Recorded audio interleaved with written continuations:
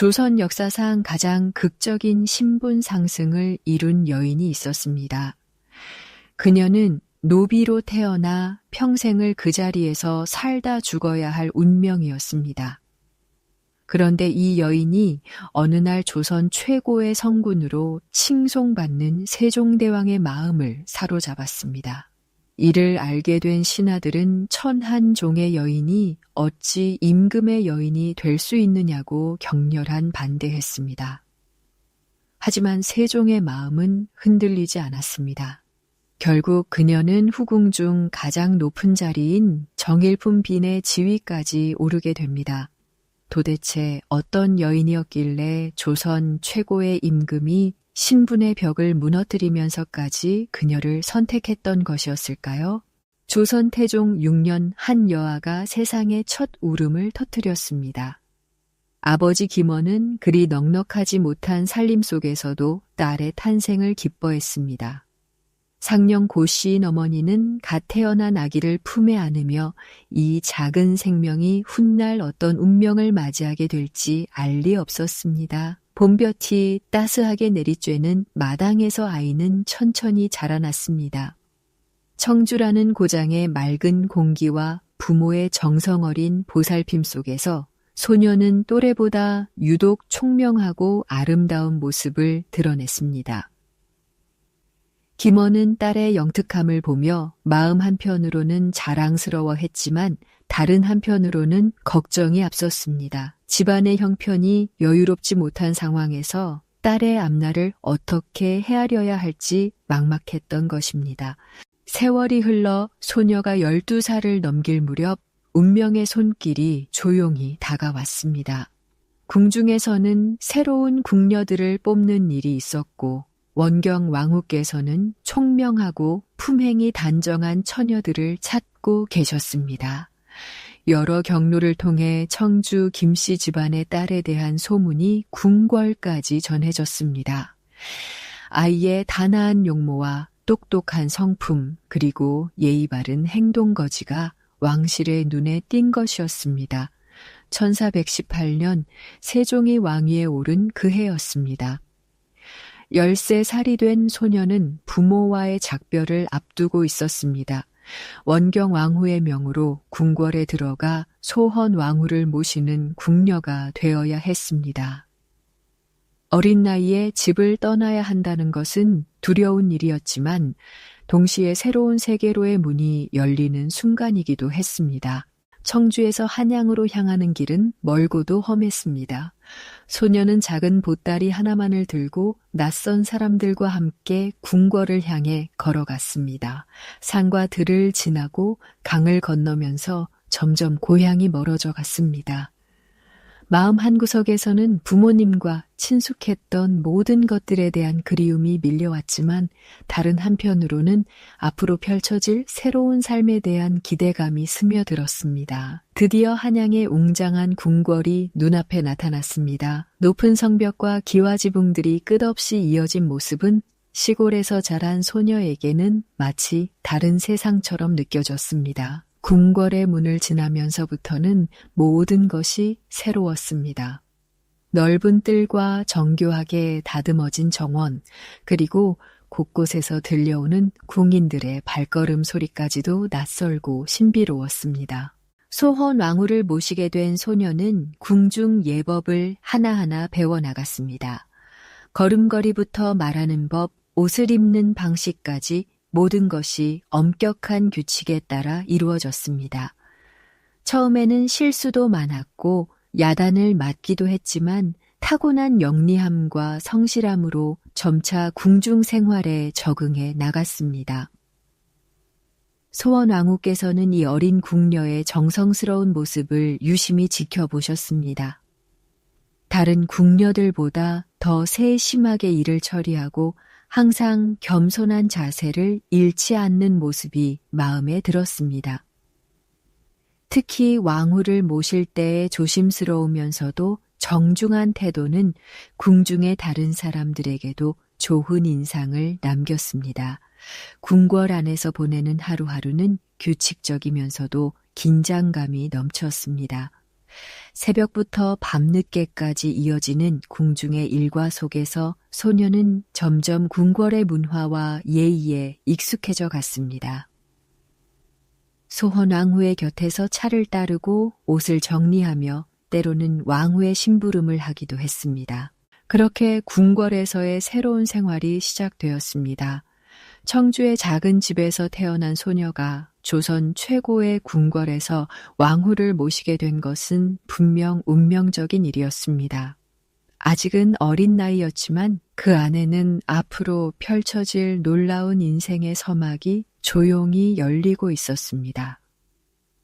궁궐의 사계절이 몇 번 바뀌는 동안 소헌 왕후를 모시던 궁녀 김씨는 점차 궁중 생활에 익숙해져 갔습니다. 아침 일찍 일어나 왕후의 기상을 도우며 차를 우리고 의복을 정리하는 일상이 자연스럽게 몸에 배어들었습니다.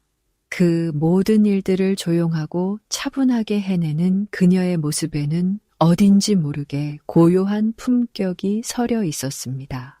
궁궐 안에서는 늘 많은 사람들이 분주하게 오가고 있었습니다. 대신들이 걸음을 재촉하며 지나가고 내관들이 서류를 들고 이곳저곳을 다니며 궁녀들이 소공어리며 복도를 걸어갔습니다.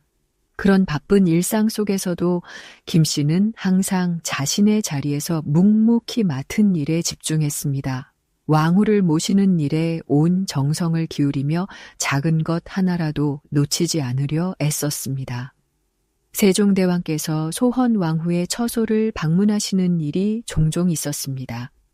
그럴 때마다 김 씨는 다른 궁녀들과 함께 정중하게 예를 올리고 조용히 물러나 있었습니다. 하지만 어느 순간부터인가 세종께서는 그녀의 모습을 유심히 바라보시는 것 같았습니다. 그 시선이 특별한 의미를 담고 있다는 것을 김 씨 자신도 그리고 주변의 사람들도 서서히 느끼기 시작했습니다. 김 씨에게는 다른 궁녀들과는 구별되는 무언가가 있었습니다. 그것은 화려한 미모나 현란한 재주가 아니었습니다. 오히려 조용하고 차분한 성품, 그리고 어떤 일에든 성실하게 임하는 마음가짐이었습니다. 세종께서는 그런 그녀의 내면을 알아보셨던 것 같습니다. 왕실의 복잡한 인간관계 속에서도 흔들리지 않는 진정성을, 그리고 어떤 상황에서도 변하지 않는 순수함을 보셨을 것입니다. 시간이 흐르면서 세종께서는 김 씨와 대화를 나누실 기회를 자주 만드셨습니다. 처음에는 소헌 왕후에게 전할 말씀을 부탁하시거나 간단한 심부름을 맡기시는 정도였습니다. 하지만 점차 그 대화는 길어졌고 내용도 깊어져 갔습니다. 세종께서는 김 씨의 생각을 들어보시고 그녀의 의견에 귀를 기울이셨습니다. 한 나라의 왕이 한 궁녀의 말에 그토록 관심을 보이신다는 것은 분명 특별한 일이었습니다. 궁궐 안의 다른 사람들도 이런 변화를 눈치채기 시작했습니다. 김 씨를 보는 시선이 예전과는 달라졌고 그녀에게 말을 거는 방식도 조심스러워졌습니다.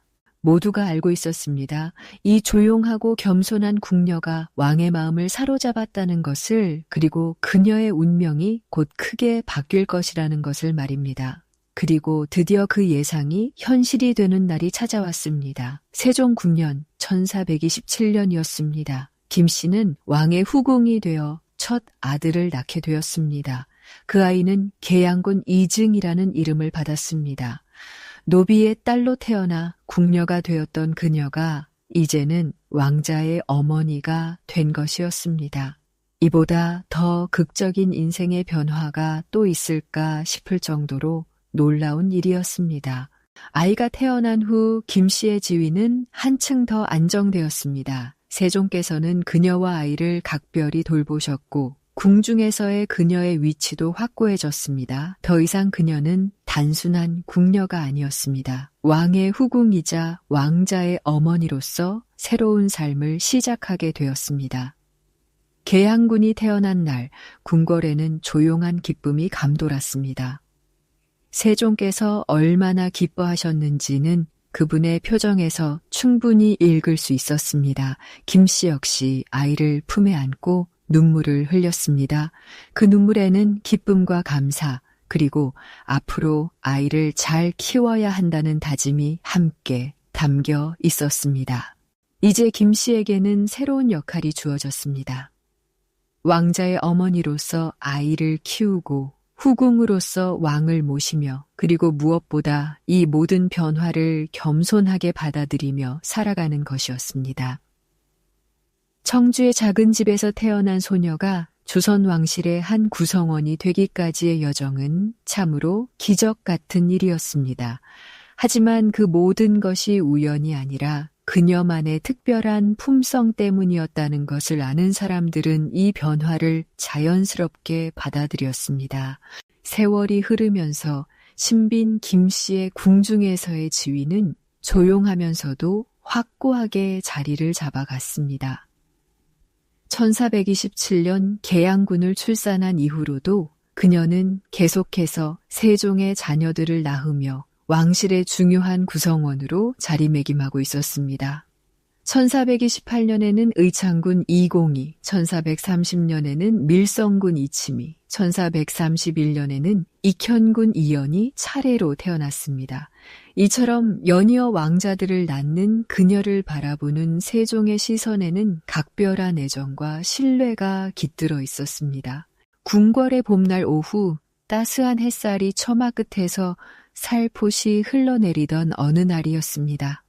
세종은 도승지 김돈을 불러 조용한 대화를 나누고 있었습니다. 임금의 음성은 늘 그렇듯 차분하면서도 깊은 사려가 담겨 있었습니다. 그는 김돈에게 신빈 김씨를 귀인으로 승격시키고자 하는 생각을 털어놓으며 그의 의견을 구했습니다.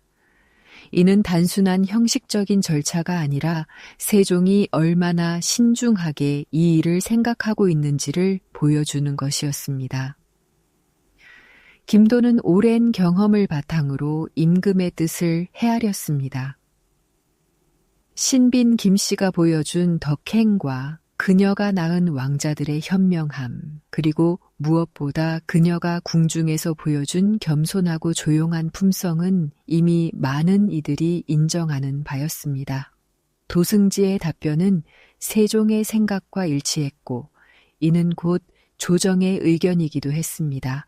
1439년 세종 21년의 가을이 깊어가던 시절이었습니다. 단풍잎들이 궁궐의 담장을 따라 조용히 떨어지고 차가운 바람이 처마 사이로 스며들던 그런 계절에 신빈 김씨에게는 생애의 또 다른 전환점이 찾아왔습니다. 세종의 명에 따라 그녀는 종일품 귀인에 진봉되었습니다. 이는 단순한 지위의 상승이 아니라 왕의 깊은 신뢰와 애정이 공식적으로 인정받는 순간이었습니다.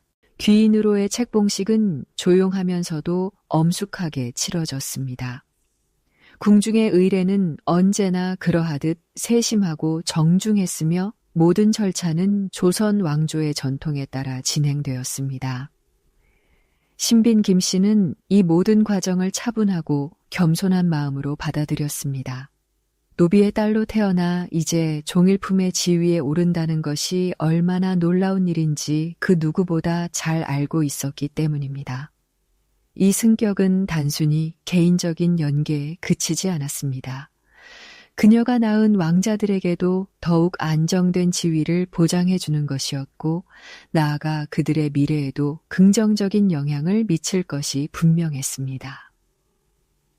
계양군, 의창군, 밀성군, 익형우는 이미 각자의 개성과 재능을 드러내며 성장하고 있었고 앞으로 태어날 왕자들에게도 더 나은 환경이 보장되는 것이었습니다. 궁중에서의 하루하루는 여전히 조용하고 규칙적이었습니다. 새벽 종소리가 울리면 하루가 시작되고 해가 서산으로 기울면 하루가 마무리되는 그런 일상이었습니다. 하지만 이제 신빈 김씨는 종일품 귀인으로서의 품격과 책임을 지니고 살아가야 했습니다. 그녀는 이 새로운 지위를 결코 가볍게 여기지 않았습니다. 오히려 더욱 조심스럽고 신중하게 행동했으며 다른 후궁들과의 관계에서도 더욱 겸손한 자세를 보였습니다. 세종의 신뢰는 시간이 갈수록 더욱 깊어져만 갔습니다. 그녀가 보여주는 현명함과 부드러움, 그리고 왕자들을 기르는 모성애는 임금의 마음을 편안하게 해주었습니다. 궁중의 복잡한 인간관계 속에서도 그녀는 늘 중심을 잡고 있었고, 다른 후궁들과의 갈등을 피하면서도 자신의 위치를 지켜나갔습니다.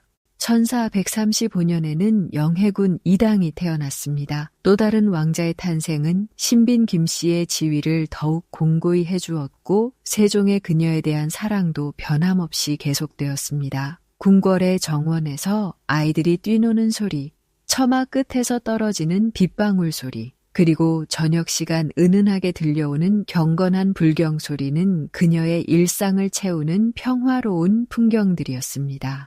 종일품 귀인이라는 지위는 그녀에게 더 많은 권한과 함께 더 큰 책임도 안겨주었습니다.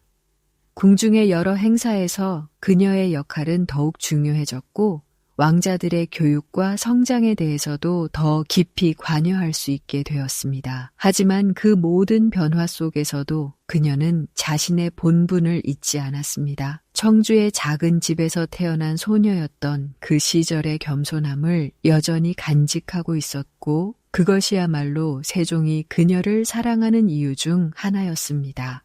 세종의 깊은 사랑 속에서 그녀는 조선 궁궐 역사상 가장 놀라운 기록을 남기게 되었습니다. 정일품 신빈에 오른 그녀의 품에서는 하나둘씩 왕자들과 공주들이 태어났고, 그 수는 다른 어떤 후궁도 따라올 수 없을 만큼 많았습니다. 첫째 계양군 이증이 1427년에 태어난 후, 이어 의창군 이공이 1428년에 세상의 빛을 보았습니다. 연이어 태어나는 아들들을 바라보며 세종의 기쁨은 날로 커져갔고, 그녀 또한 어머니로서의 깊은 행복을 느끼고 있었습니다. 1430년에는 밀성군 이침이 태어났고, 이듬해인 1431년에는 익형군 이연이 그녀의 품에 안겼습니다. 4명의 왕자를 연달아 낳은 그녀의 몸은 여전히 건강했고, 세종은 그런 그녀를 더욱 소중히 여겼습니다. 궁중의 다른 후궁들이 바라보는 시선에는 부러움과 함께 경외심이 섞여 있었습니다. 하지만 그녀는 여전히 겸손했고 자신에게 주어진 복을 당연하게 여기지 않았습니다.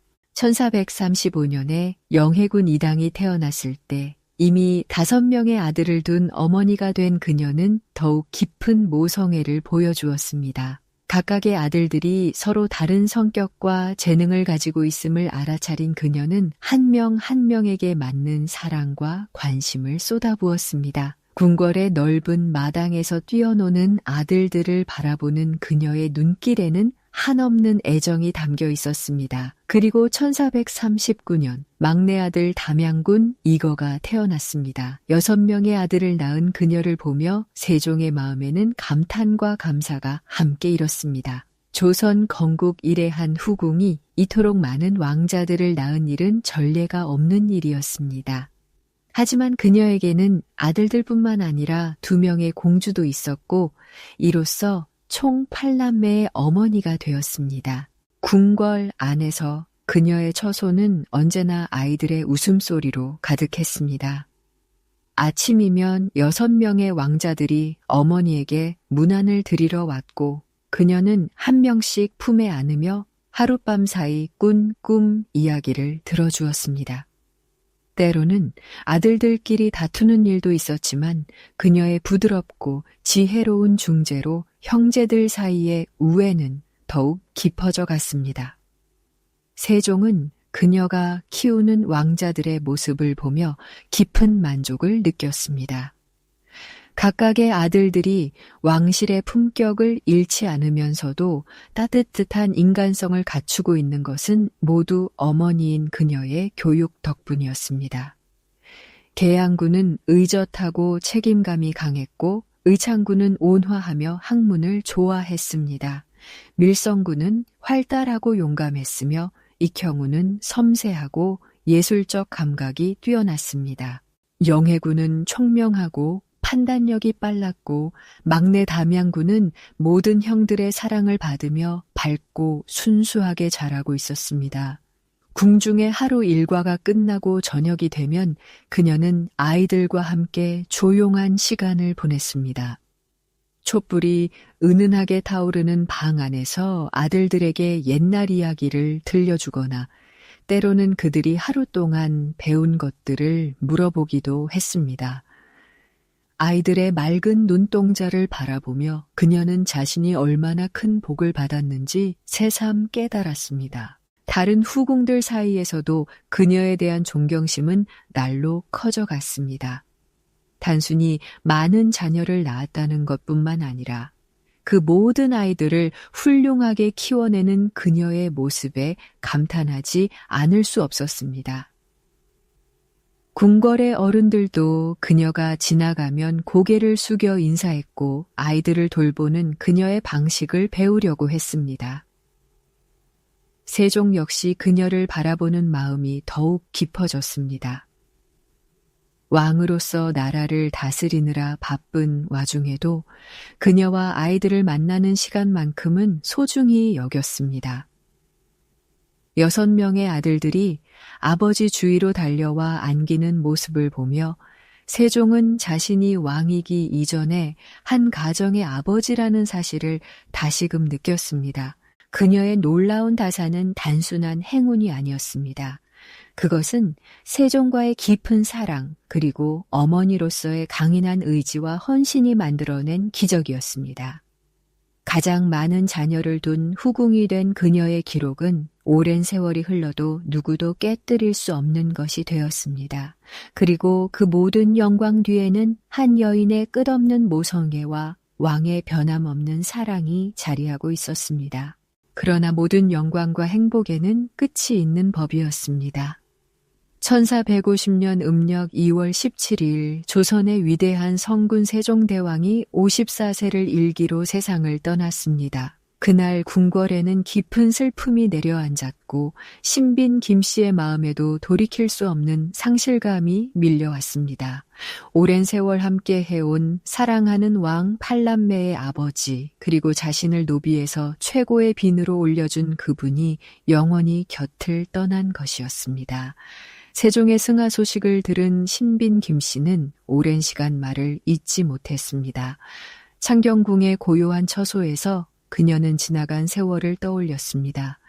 13세의 궁녀로 들어와 처음 왕을 뵈었던 그 순간 첫 아들 계양군을 품에 안았던 기쁨, 귀인으로 책봉되던 날의 감격, 그리고 정일품 신빈이 되어 궁중 최고의 지위에 올랐던 영광스러운 시간들이 파노라마처럼 스쳐 지나갔습니다. 모든 것이 세종과 함께였고 세종 때문에 가능했던 일들이었습니다. 아들과 딸들 또한 아버지를 잃은 슬픔에 잠겨 있었습니다. 계양군을 비롯해 의창군, 밀성군, 익형군, 영해군, 그리고 막내 담양군까지 모든 자녀들이 깊은 애도에 빠져 있었습니다. 특히 1439년에 태어나 이제 겨우 12세가 된 담양군은 아직 어린 나이여서 아버지의 죽음을 온전히 이해하지 못하는 듯 했습니다. 신빈 김씨는 아이들을 바라보며 더욱 깊은 슬픔에 잠겼습니다. 세종의 장례가 치러진 후 궁궐의 일상은 서서히 새로운 질서로 재편되기 시작했습니다. 문종이 왕위에 올랐고 후궁들은 각자의 처소에서 조용한 여생을 보내야 했습니다. 그러나 신빈 김씨에게는 평범한 궁중 생활로 돌아가는 것이 불가능해 보였습니다. 세종에 대한 그리움과 사랑이 너무도 깊었고 그 마음을 달랠 방법을 찾지 못했습니다. 오랜 고민 끝에 신빈 김씨는 놀라운 결정을 내렸습니다. 머리를 깎고 비구니가 되어 불교에 귀의하기로 한 것이었습니다. 이는 당시로서는 매우 파격적인 선택이었습니다. 정일품 신빈의 지위에 있던 왕실 후궁이 세속을 떠나 종교인이 되는 일은 흔치 않은 일이었기 때문입니다.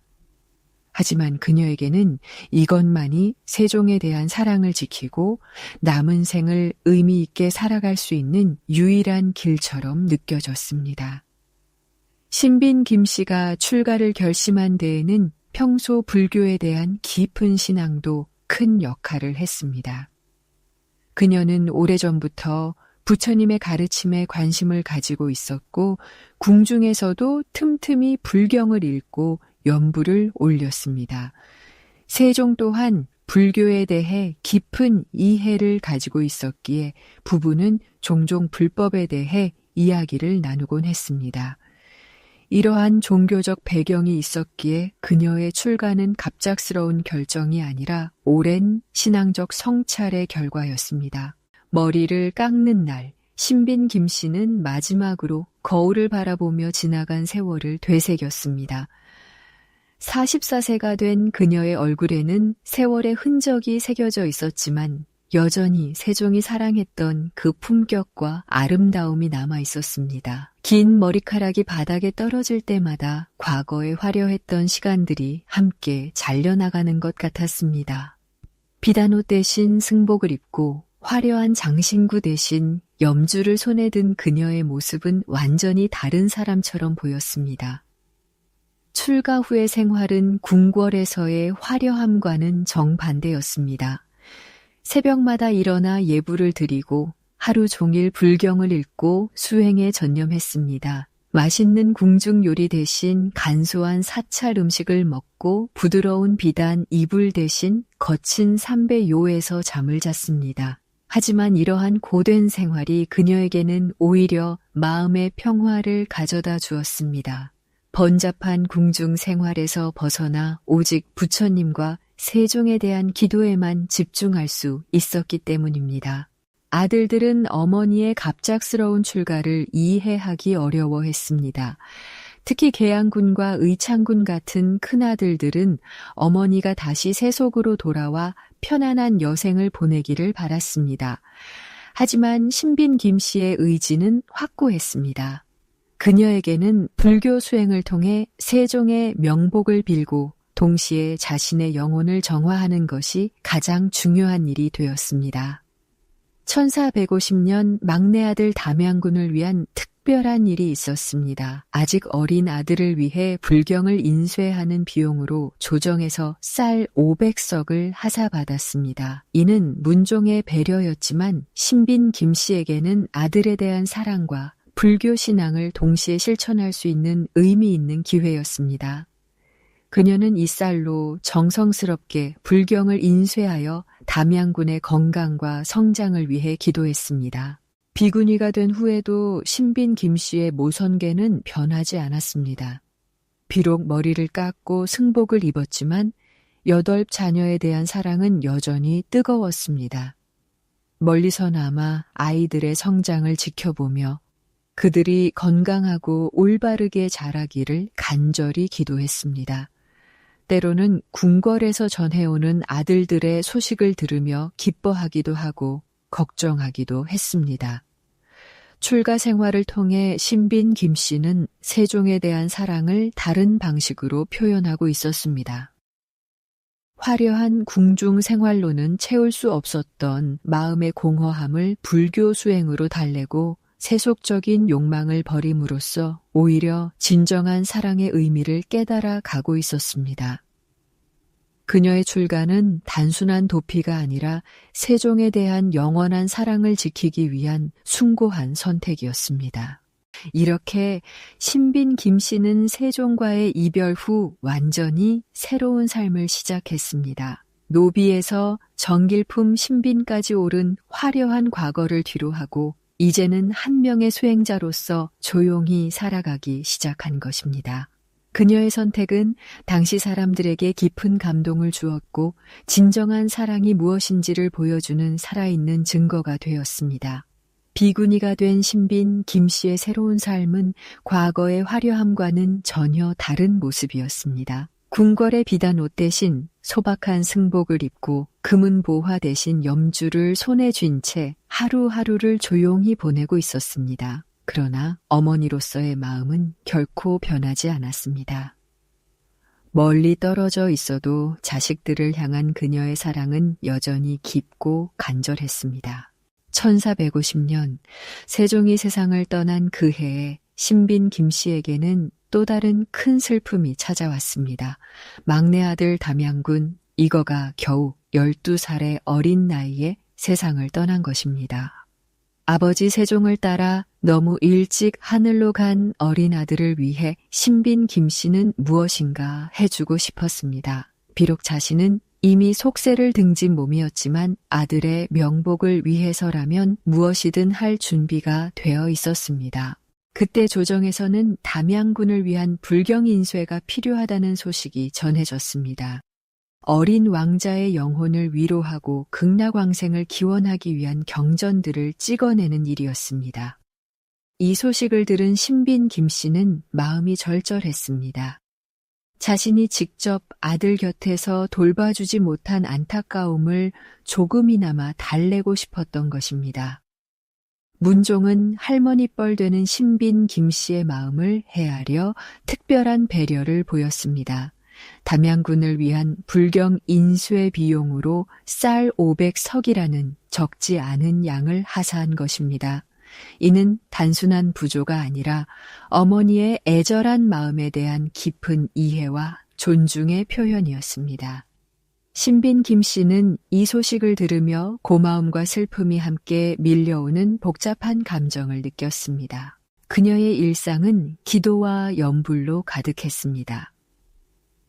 새벽 예불에서 저녁 예불까지 하루 종일 부처님 앞에서 무릎을 꿇고 자식들의 평안을 빌었습니다. 특히 일찍 세상을 떠난 담양군을 위한 기도는 더욱 간절했습니다. 어린 영혼이 좋은 곳에서 편안하게 쉬기를, 다시 태어날 때는 건강하고 행복하게 살기를 매일같이 빌었습니다. 시간이 흘러 1452년 단종이 즉위한 해 신빈 김씨에게 뜻밖의 소식이 전해졌습니다. 둘째 아들 의창군이 어머니의 환속을 청한 것입니다. 아들은 어머니가 다시 머리를 기르고 일반인으로 돌아와 편안히 지내기를 바란다고 전했습니다. 자식된 도리로서 어머니가 너무 고행하는 모습을 차마 지켜볼 수 없다는 마음이었습니다. 단종 역시 의창군의 청을 들어주어 신빈 김씨에게 머리를 기르라는 명을 내렸습니다. 어린 임금의 따뜻한 배려였습니다. 그러나 신빈 김씨의 결심은 흔들리지 않았습니다. 그녀는 정중하게 이 명을 거절했습니다. 한번 세종에 대한 사랑으로 택한 길이었기에 끝까지 그 뜻을 지키고 싶었던 것입니다. 이 거절은 결코 자식들에 대한 사랑이 부족해서가 아니었습니다. 오히려 더 깊은 사랑의 표현이었습니다. 신빈 김씨는 자신이 수행자로 살아가는 것이야말로 자식들과 세종, 그리고 일찍 떠난 담양군을 위한 최선의 길이라고 믿었습니다. 매일의 기도와 염불이 가족들에게 복을 가져다 줄 것이라는 깊은 신념이 있었습니다. 그녀의 하루는 규칙적이고 소박했습니다. 새벽 종소리와 함께 일어나 찬물로 세수를 하고 단정히 승복을 입고 예불을 드렸습니다. 경전을 읽고 사경을 쓰며 때로는 조용히 정원을 거닐며 명상에 잠겼습니다. 식사는 간소하고 청담했으며 모든 것에 감사하는 마음으로 받았습니다. 그러면서도 바깥 소식은 꾸준히 듣고 있었습니다. 아들들이 어떻게 지내는지, 건강은 어떤지, 가정은 평안한지 항상 궁금해했습니다. 특히 계유정난이라는 큰 변란이 일어났을 때는 아들들의 안위가 더욱 걱정되었습니다. 다행히 아들들이 세조의 측근으로 활동하며 정난 공신이 되었다는 소식을 들었을 때는 안도하면서도 복잡한 심정이었습니다. 신빈 김씨는 평소 불교에 대한 신앙이 깊었던 만큼 수행자로서의 삶에도 자연스럽게 적응해 갔습니다. 부처님의 가르침을 통해 마음의 평안을 찾고 집착과 욕망을 내려놓으려 노력했습니다. 그러나 어머니로서의 마음만큼은 결코 내려놓을 수 없었습니다. 그것은 인간으로서 가장 자연스럽고 아름다운 감정이었기 때문입니다. 셋째 아들 밀성군은 어머니의 신앙심을 깊이 이해하고 있었습니다. 그는 묘적사라는 절을 어머니의 원찰로 삼아 신빈 김씨가 마음 편히 기도할 수 있는 공간을 마련해 주었습니다. 이는 아들이 어머니에게 보여준 최고의 효심이었습니다. 신빈 김 씨는 이런 아들의 마음씨에 깊이 감동했습니다. 원찰에서의 생활은 더욱 평온했습니다. 같은 신앙을 가진 사람들과 함께 지내며 더욱 깊이 있는 수행을 할 수 있었습니다. 그곳에서 그녀는 자신만의 작은 기도처를 마련하고 매일 아침 저녁으로 가족들의 평안을 위한 특별한 기도를 올렸습니다. 특히 일찍 떠난 담양군과 세종을 위한 기도는 더욱 간절했습니다. 이렇게 신빈 김 씨는 비구니로서의 삶을 통해 또 다른 형태의 사랑을 실천하고 있었습니다. 직접적인 돌봄은 할 수 없었지만 영적인 차원에서 가족들을 지키고 있다고 믿었습니다. 그녀의 기도와 수행이 자식들에게 보이지 않는 힘이 되어줄 것이라는 확신이 있었습니다. 그녀의 기도와 수행이 자식들에게 보이지 않는 힘이 되어줄 것이라는 확신 속에서도 세월은 가혹하게 흘러갔습니다. 1464년 가을이 깊어가는 무렵 신빈 김 씨에게는 견디기 힘든 소식이 전해졌습니다. 그녀의 첫째 아들이자 가장 사랑하는 계양군 이증이 세상을 떠났다는 것이었습니다. 1427년 그녀가 22살의 나이로 세종의 품에서 낳은 첫 번째 아들이 38배 나이로 먼저 세상을 하직한 것입니다. 계양군의 부음을 들은 신빈 김 씨의 마음은 천갈래로 찢어졌습니다.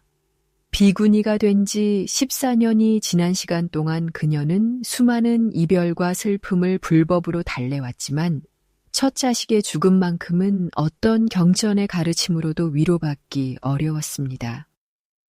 그녀가 궁녀 시절 품에 안고 밤새 자장가를 불러주던 그 작은 생명이 이제는 영원히 돌아올 수 없는 곳으로 떠난 것입니다. 출가 이후 한 번도 흔들리지 않았던 그녀의 몸과 마음이 급격히 쇠약해져 갔습니다. 평소보다 더욱 적게 먹고 더욱 많이 기도했지만 깊은 상실감은 쉽게 가시지 않았습니다. 오랫동안 함께 수행해온 다른 비구니들도 그녀의 급격한 변화를 걱정스럽게 지켜보았습니다. 가을 단풍이 붉게 물들어가는 시기에도 그녀의 얼굴에는 생기가 돌지 않았습니다.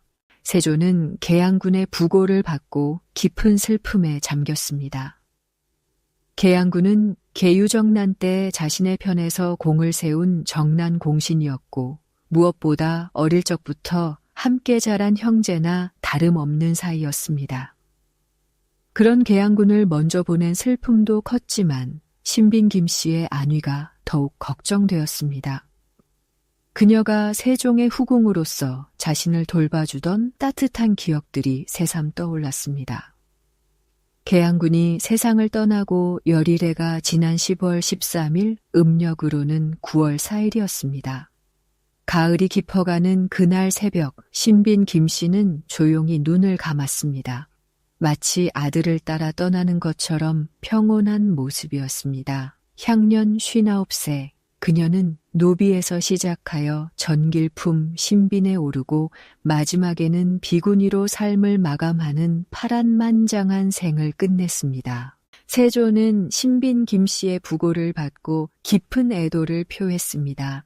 그녀가 세종의 사랑을 받으며 6명의 아들과 2명의 딸을 낳아 왕실의 번영에 기여한 공을 기렸습니다. 특히 계유정난 때 그녀의 아들들이 자신을 도와 조선의 안정을 지켜낸 일을 잊지 않았습니다. 세조는 조정에서 쌀과 콩을 합쳐 이른 석을 부조로 내려 그녀의 장례를 후히 치르도록 했습니다. 신빈 김 씨의 장례는 검소하지만 정중하게 치러졌습니다. 비구니가 된 후 14년 동안 보여준 그녀의 깊은 신앙심을 기리며 불교 의식에 따라 조용히 진행되었습니다. 살아남은 아들들인 밀성군, 익형훈, 영해군이 어머니의 마지막 길을 배웅했습니다. 그들의 얼굴에는 어린 시절 따뜻하게 품어주던 어머니에 대한 그리움과 감사가 서려 있었습니다. 그녀의 묘는 경기도 화성시 남양급 남양리에 자리 잡았습니다. 이곳은 한강이 서해로 흘러드는 평화로운 땅으로 그녀가 마지막 안식을 취하기에 적합한 곳이었습니다.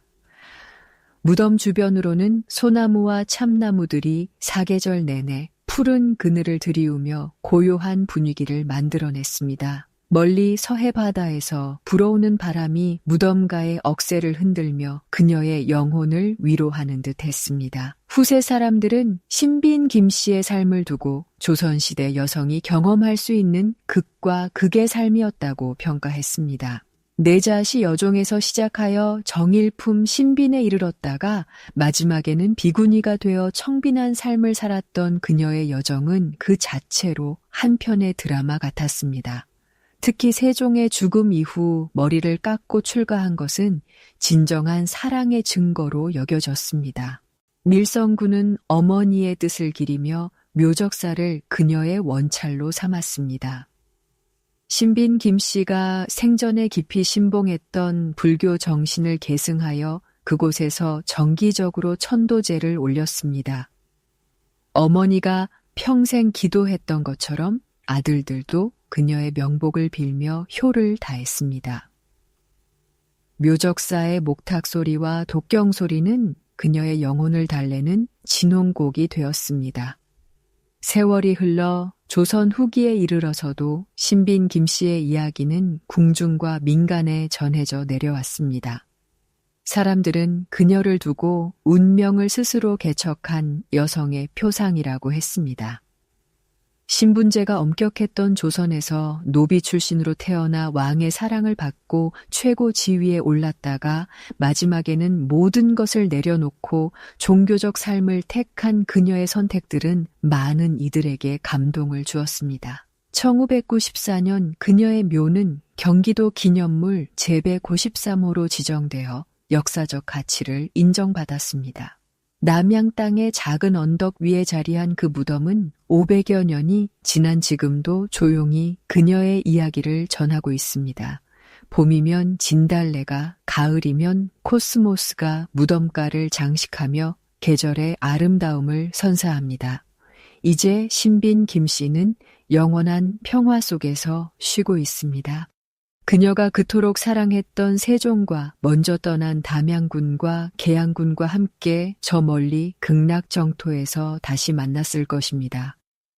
남양 땅의 고요한 바람이 그녀의 무덤을 스치며 지나갈 때마다 그 바람 속에는 한 여인의 파란만장했던 인생과 변치 않았던 사랑의 이야기가 서려 있습니다.